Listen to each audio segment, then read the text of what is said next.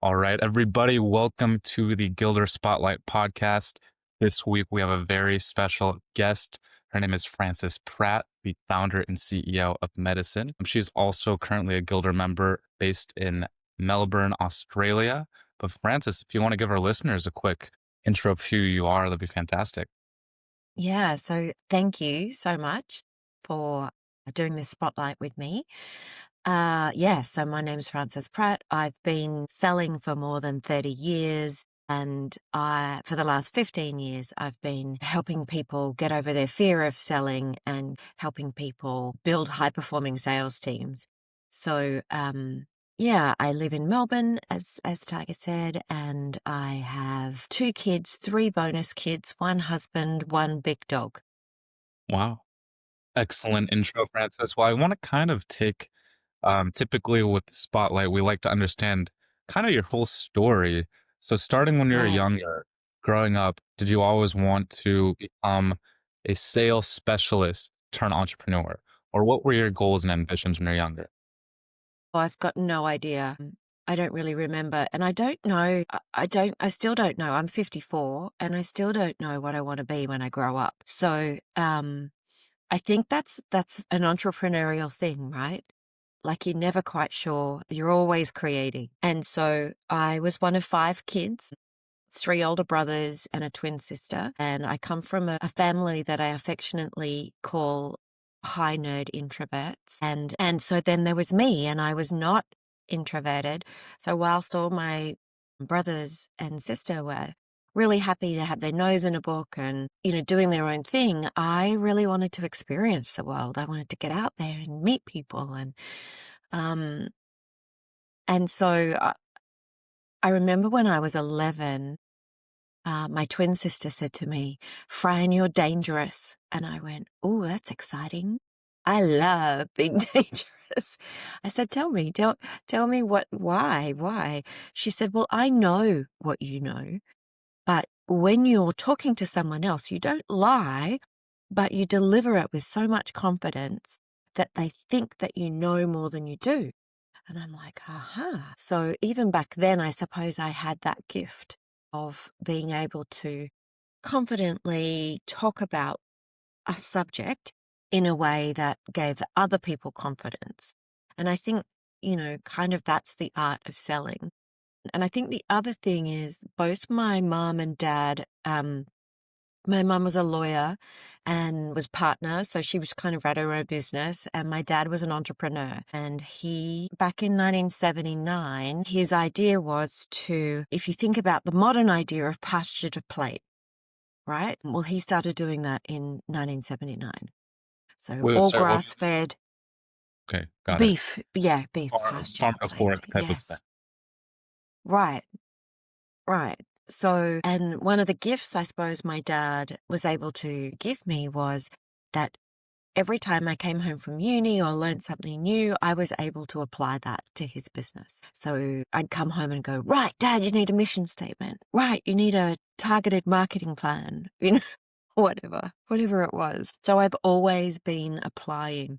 No matter what I was learning, I was always applying that. And I think that's a little bit different. Yeah, there's a lot to unpack with kind of your upbringing. And so it sounds like, you and your twin are the younger of the five Right. siblings? Okay. Yeah, I say to my mum that that she had 3 horrible boys and then 2 beautiful girls. So, Are you the youngest of the twin? no. Okay.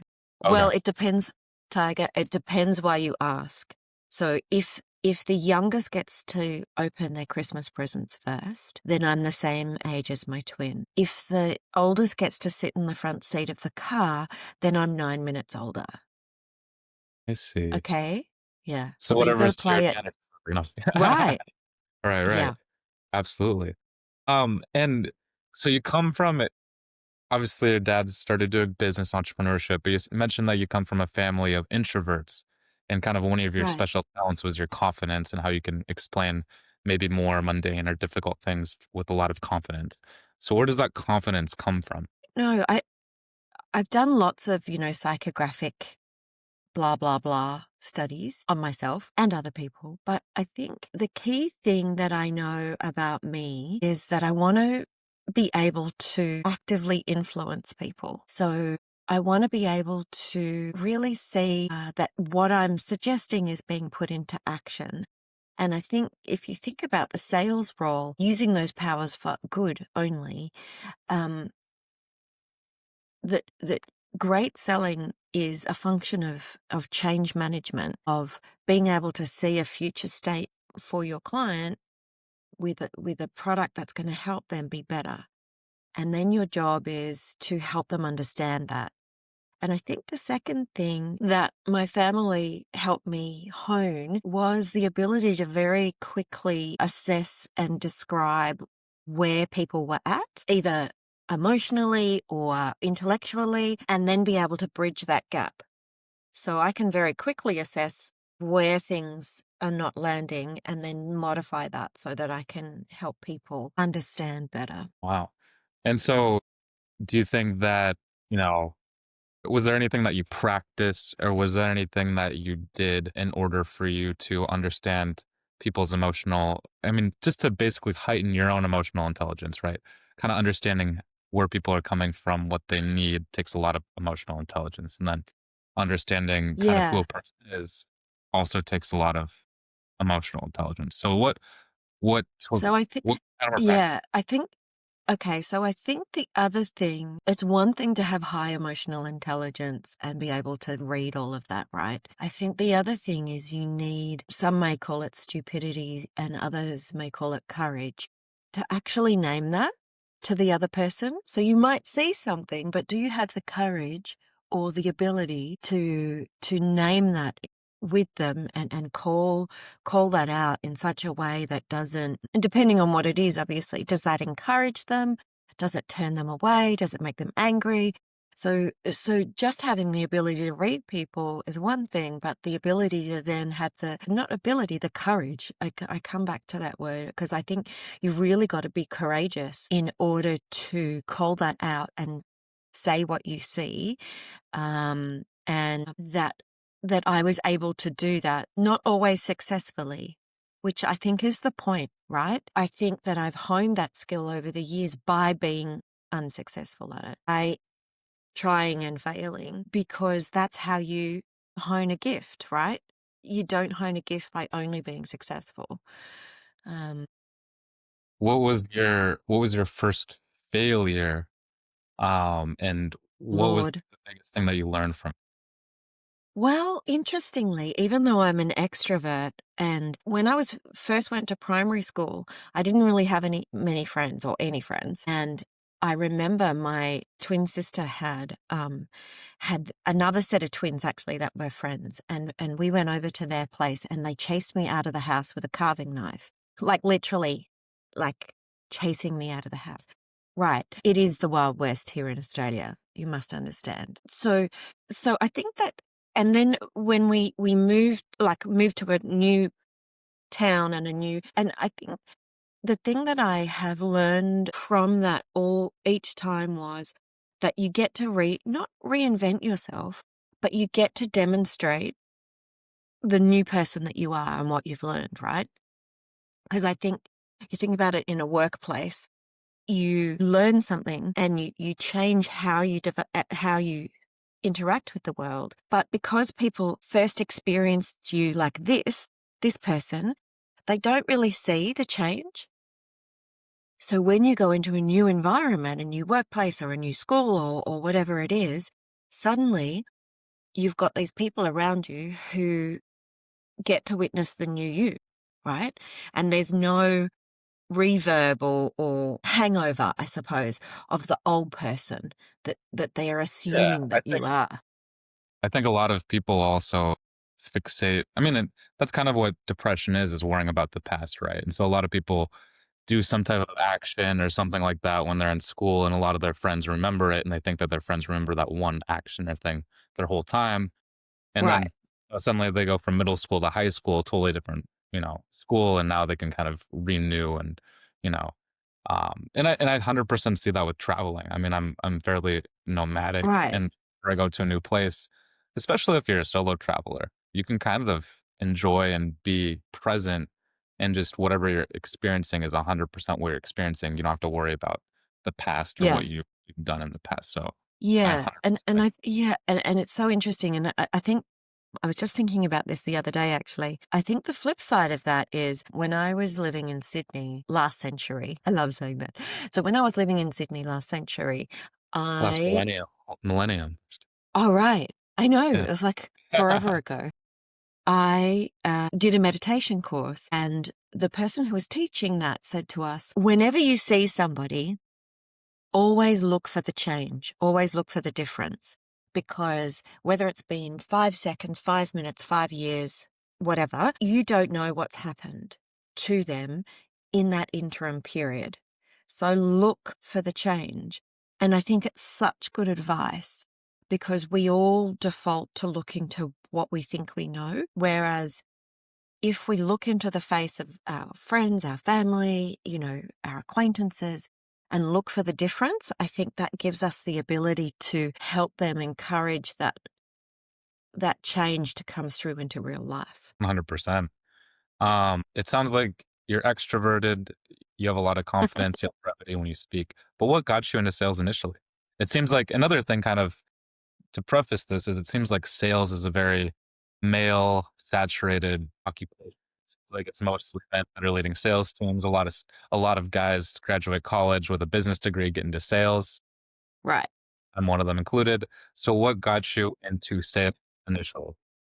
So I think it's interesting. So when I went to uni, I did a business degree majoring in hospitality. And then I went and worked at the Ritz-Carlton here in Australia, which was I love the Ritz-Carlton and their brand. And there's a whole story about that. But after 4 years of working there and, it's not great pay. It's not great hours. When you're in your 20s, you're giving up your weekends, those sort of things. So I thought, I'm going to find something new. So I was, these are the days when ads were published in a newspaper. So for those young ones who've never seen that, it's like a big piece of paper with stuff on it, with news on it, but also job ads. So if you're looking for a job, century, what you did when I talk to my kids about last century, I say in black and white, and newspapers are black and white, right? So you'd go and get the job section, and it was like this massive section on a Saturday, and you'd go and you'd grab a red pen or something and circle the things that were interested you. Anyway, sorry, just history for people who are too young to remember.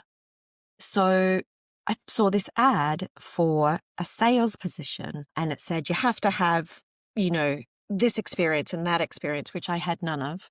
Not none of, but not what they were asking for. And then I went for that job. And I think one of the things that I know about the psyche of women in business is they often don't do that. They often don't wait till they're 100% qualified before they've got to tick all the boxes, which I think is a really interesting dynamic. Anyway, so I went for the job and I got the job. So, so it was still in hospitality, but it was in hospitality IT. So, yeah. So, That's perfect enough for your background, it sounds like. right. No, it was really great. And I remember in the first year that I was there, Zig Ziglar was traveling to Australia. And so my boss took me to see Zig Ziglar, which I'm still gonna is look a up massive memory. Oh my God, he's an American Turner sales guru. He's since passed. That's probably why he passed away 2012. That makes sense why I haven't heard of I mean, I Right. feel like I've heard that name before. Yeah, there's still his So son still carries on his name. But I suppose the biggest takeaway that I got from Zig Ziglar was that you can achieve everything that you want to achieve if you just help others do the same. So he very much had sales as a service type of mentality, which I think, the modern iteration of that would be probably Bob Berg's book called The Go-Giver rather than The Go-Getter. So what can we be doing that's giving to the world in order to receive rather than the other way around? I love that. And actually just another question, why did you want to study hospitality and tourism? Well, that's a funny answer. So back to my family, My siblings all like finished in the top 3% of the nation for their leaving, right? Yeah, they're all super smart. And I didn't do so well at high school because I was a bit bored, really. And so I was sitting next to a friend of mine, Danielle, and she was filling out her university form, and I just copied hers because I had no idea and I still don't have any idea what I want to be. But that kind of sounded like fun, so I thought, oh, why not?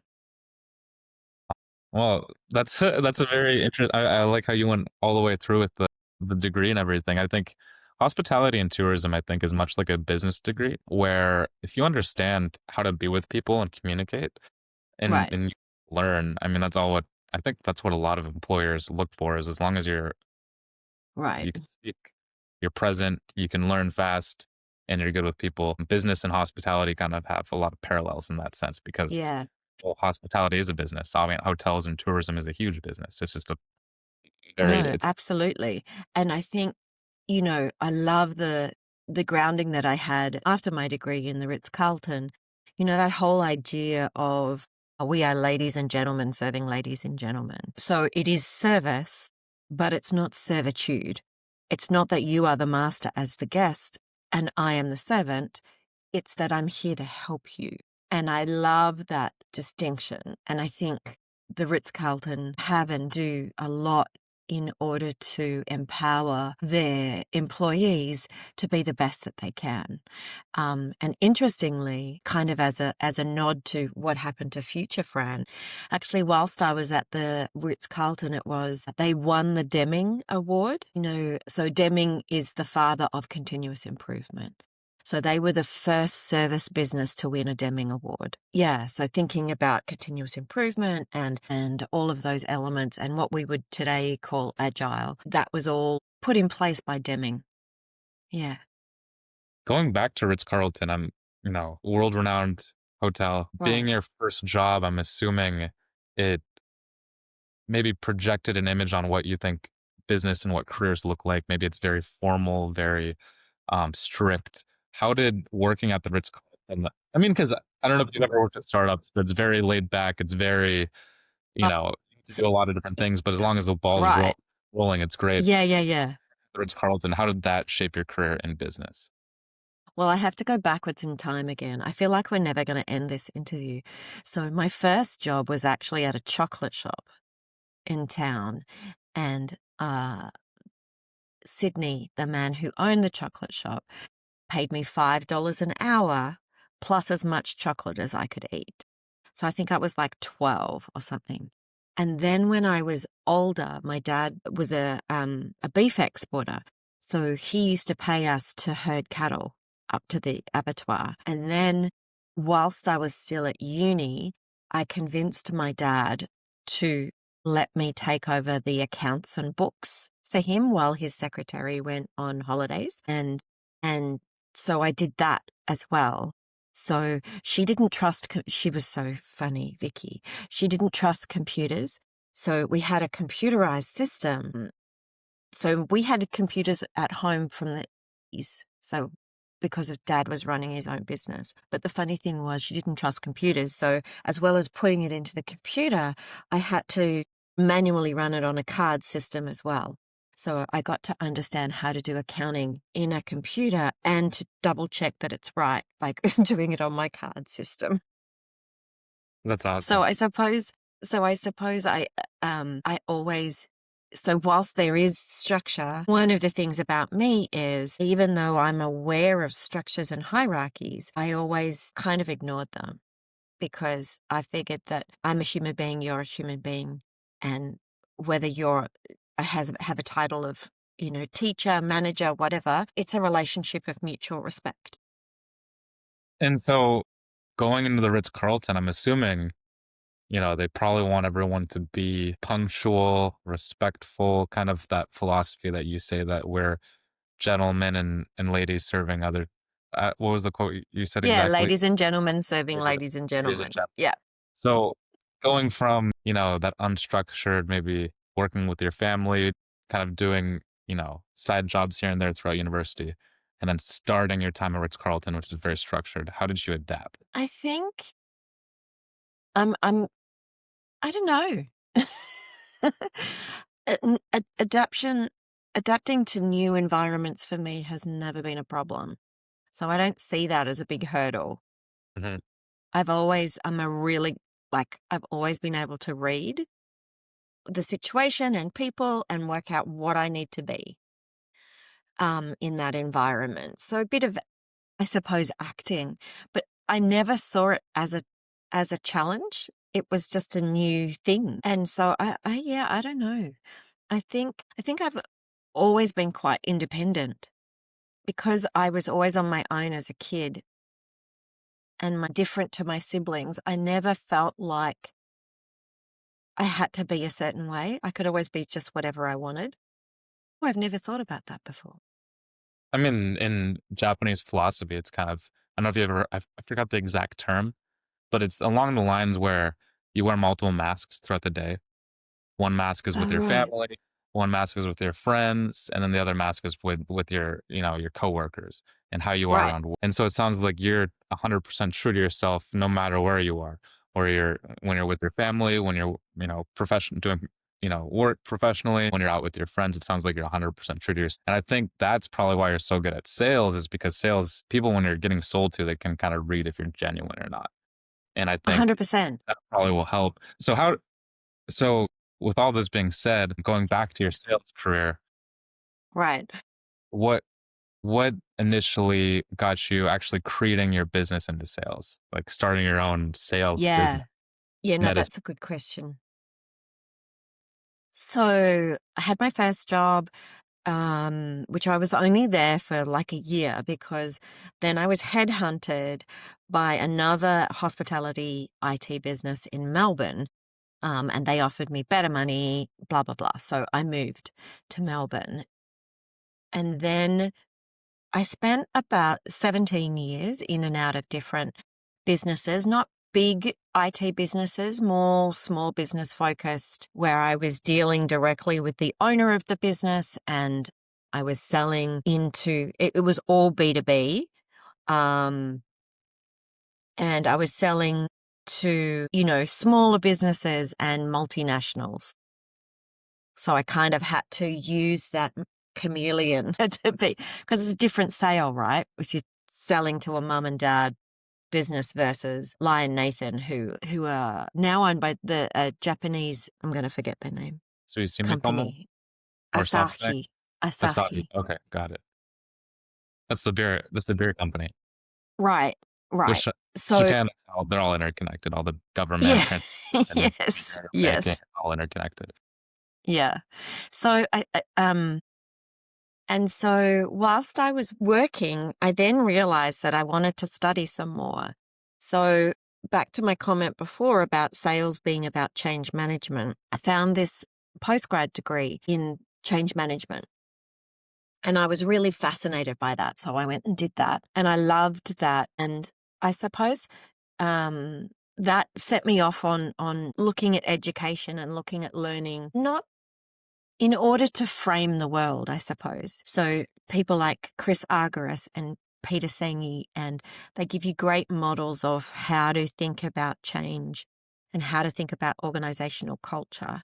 And I was always fascinated with why people act in a certain way in a certain environment and how do we get to change that. And then after I did that, I decided I want more study. So I went and did MBA at Melbourne Business School. So this was while I was working full time and studying part time. So I was doing like 50, 60 hours a week at work and then studying part. It was mad. But while I was still studying, I got tapped on the shoulder by these guys who wanted me to come and run their sales team. And I said, okay, well, and I was kind of a bit sick of working with organizations who want you in, they want your skills, they want your magic to be able to create this beautiful sales system that runs beautifully. And then they go, why are we paying you so much? I'm like, because I just created all of that makes you a lot of money. And so I was sick of that roundabout that I had experienced a number of times. And so I said to them, yep, I'm happy to come, but there's got to be equity. So that was in our first meeting. So they fell off their chairs and I went, well, that's the deal. So we kept talking and we agreed that I would come and work with them for 6 months. And then, and we agreed on what the parameters were around then getting some equity. So that all happened. And so then I was part owner of an IT business. And, sales is male dominated, and IT sales is even more male dominated.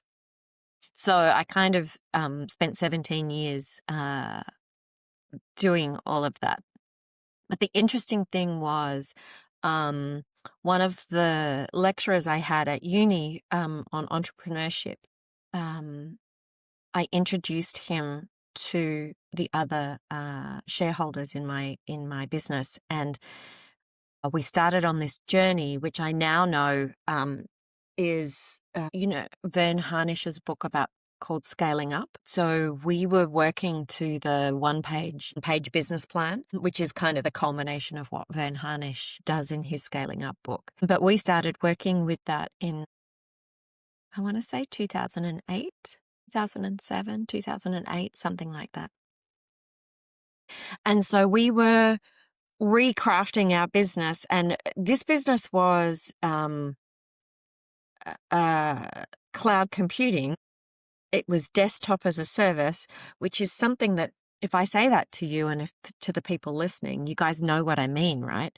But I started selling that into organizations when the term cloud computing wasn't even, people didn't understand what that was. So, so then we were really thinking about where we wanted to go and what were the rocks that would drive us forward. Anyway, so we got this turnover up to about $6 million a year. And we had a massive client who was worth $2 million. But the problem was that they really were drawing us away from where we wanted to go, like our strategic direction. And they were being a bully, really. And so I remember the day that it had kind of come to a head where we needed to call them on their behavior, which we'd kind of been doing. But we made the decision that we were going to sack them as a client. So taking out $2 million of revenue from a company is pretty, like a third of your revenue gone.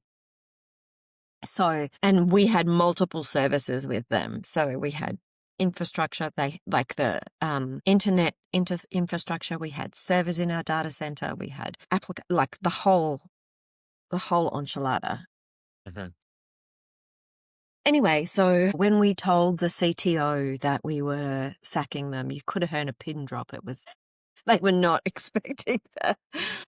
So then we were in a position that, well, what do we do with a business when you rip out a third of the revenue?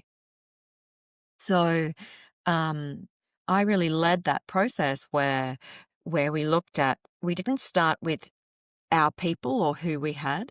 We started with the customer, and we started with who's our customer and how do we serve them?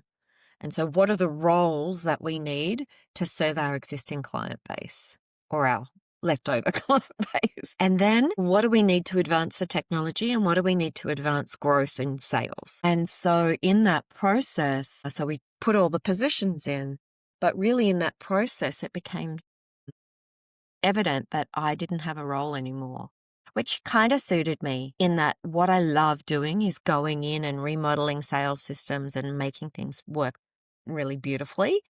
And then I get a bit bored, so I want to go on to the next thing. So I think given that I had that self-knowledge around that, it made perfect sense to me. And I'd finished my MBA and all of those sort of things. It made sense to me that I should become a consultant. So that's what I did. Yeah. Makes sense. And when you come in and see a business or you talk to a founder, typically, just in general, what's like the best way to restructure their sales process? That's easy. So there's no one sales system, but there's a sales process that is the best. And the best way to find your sales process is to deeply understand how your clients buy from you, but not just how, like what is that logical, tactical, and emotional journey that they take in buying from you? and enjoying your product and or service and re-engaging with that over time. And then once you understand that buying journey, then you can craft your sales system to help them buy, because selling is service. Selling is helping someone make a great buying decision for them. So how do we get a beautiful, efficient way of helping people on that journey? In my book that I published last year called More Sales, Less Marketing, I use the analogy of the Wizard of Oz. So I encourage people to think of their client as Dorothy. So when you first encounter Dorothy, she doesn't have it all together. She's just killed someone. She's a bit frightened. She's in Technicolor for the first time. She's just like, oh my goodness, right? So our first job with Dorothy isn't to tell her about flying monkeys or tell her that there's another witch that wants to kill her, or that the wizard's a fraud, etc., etc. Even though we know all those things, right? Our first job is just to get her off the porch, introduce her to the idea of the yellow brick road, and then give her the ability to travel that and learn from that. And so our role isn't to take over her journey, it's to allow her journey and allow her to learn that she had the power inside her all along. I love that. I love that analogy. I think it's I can't hear one. you. You can't hear me? Testing one. Can you hear me? You can't hear me? No. Can you My hear end, me? the audio is Yes. fine. Yeah, I can hear you. When did that go out? I don't think anything has No. changed. Can you look at your input? Yeah, no, Let's- there's still, maybe I can't change it. So you can't hear me through your AirPods? Or no? Shoot. I don't know what happened because I still have my audio. It's still working fine. We can play charades. It's a Yeah. Yeah. movie. Shoot. Yeah, this has never happened to me before. Let me pause it I'm real quick. getting back. All right, and we're back. All right, Francis, I was going to ask you, your book is called Less Marketing, More Sales. More And sales, less marketing. More Sales, Less Marketing. Sorry. Right. What? And I know the answer to this, but just for people that are listening, I know a lot of people kind of blend the two together. They blend sales and marketing together. But Right. from your words, what are like the key differences between sales and marketing? So I think there's two things to think about when you compare sales and marketing. So firstly, I think actually there's three things. One, it's sales and marketing, and it's in that order. So I just encourage people that if you're new, or if you've got a new product, or if you don't know what your value proposition is, that's not a marketing problem. That's a sales problem. Because actually what you need to understand who your client is, what they will buy, not what they will be interested in, but what they will actually buy, and what value do they get out of that. And so in the first instance, I think that it's essential that you go through and actually talk to customers.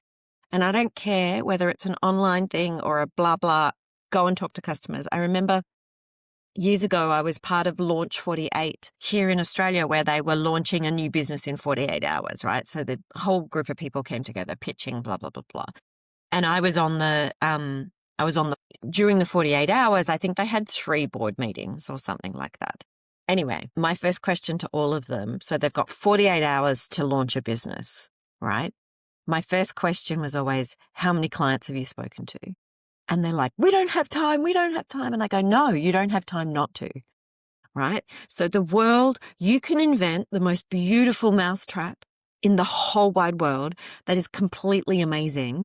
But if everyone's got a cockroach problem, you do not have a business. So understanding what it is that people want. And probably marketing people are going to disagree with me, but I suppose the difference is that in that very first nascent stage of the business, you want to know that people have the problem. You want to know that your solution is viable, and you want to know that they're going to pay for it. So they're the questions you've got to ask. And that's a sales methodology. So that's one. The second thing is then, based on that information, the marketing mindset is about herding a group of people, down a funnel, up a mountain, whatever way you want to call it, through that, attraction, interest, consideration, et cetera, right? Until they're a marketing qualified lead and then passing them on to sales. And I think, and so whilst marketing is hurting, selling is sitting in front of someone and saying, that's a gazelle. I know how to hunt that. Yeah. And I think the third thing is that the marketing mindset says, let me get everything perfect. Let me get an amazing website, business cards, whatever it happens to be, the thing. Let me get that perfect and looking beautiful, and then let me launch that, right? And that's great. But the sales mindset says, let me take whatever it is that I have, whether that's a scruffy piece of paper with a napkin, back of a napkin idea. Let me take whatever it is that I have and go and ask the market. So I think they're the three key ways that I see the difference between marketing and sales. Well, I have a couple more questions with you, Frances. I want to be conscious on time. What Right. would you tell a founder? Most of our listeners are founders. They don't like sales. What would you tell them to like sales and get more into it and be better at sales? Right. So I don't want you to like sales. I want you to love it. Okay, first of all. And that's my promise. I take people from hating selling to loving it. And how I do that is, you know, I work on three key areas. The first thing is mindset. The reason people hate selling is they have that picture in the back of their mind of that greasy used car salesman. And apologies to anyone to do with cars that's listening. That whole idea that we're pushing and sleazy and telling people what to do and all of those sort of things, right? That's the picture we have in our head of what selling is. And we do not want to be like that. There is no way that I'm going to be that sleazy, pushy salesperson. So what we do instead is get apologetic. Oh, I'm really sorry. Would you like to buy from me?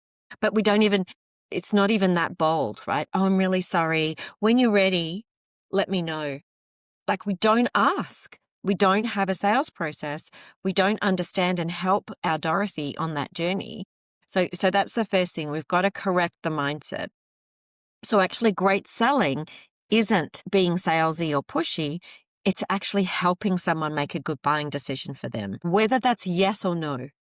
So a great sales process allows people to beautifully come in, assess, and make a decision, and then either buy or not buy. That's elegance, right? It's a dance. The second thing that comes out of that mindset is that the activities. So suddenly, if we're helping someone, we can't start by telling. This whole idea that selling is telling is it's that, sleazy side of selling. So instead, if we're going to help someone, how do we do that first? Well, we've got to understand them. What's their version of the problem? What have they tried before? What's going to work, not work, blah, blah, blah, blah, blah, right? So actually, great selling starts with listening and understanding. And only once you've understood, then applying what you know and testing that with the person who's sitting in front of you. So, and what that sounds like is something like, hey, thank you so much. You've shared a lot with me. It sounds to me like that your problem is this, this, and this. And it sounds to me like your experience of that and what that's stopping you doing is this, this, and this. Have I got that right? And they go, yes, or no, or yes, that bit's right, but I want to add this bit here. You say, great, okay. Now that we've got that right, would it be okay if I shared with you some of the ways that I might be able to help you? And they go, yes. So see, what we're doing in that activity isn't me ramming it down their throats. It's actually me dancing with them. But here's the thing in a dance, right? I've put on the music. I've told them it's a waltz. And while the music is going and we're dancing, I can't just stop with the music still going and walk away.